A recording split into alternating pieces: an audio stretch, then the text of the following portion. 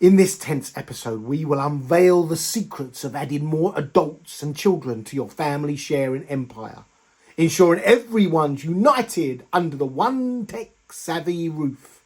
Remember, if you missed the previous episode, click the link in the corner. If you've got several family members in your family, you can add them to the family sharing.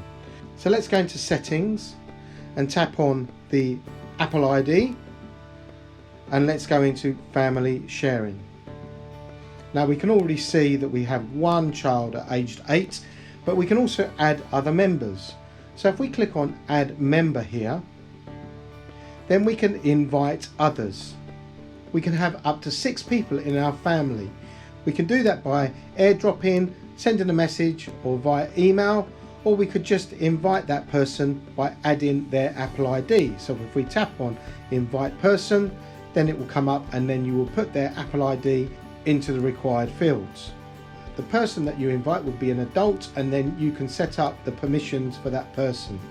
If you want to do more children that are under the age of 12, you would need to create a child account from this page.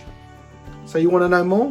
Why don't you click on one of the videos here and find out more about family sharing and screen time. Oh, and don't forget, if you like this, then subscribe and like my videos.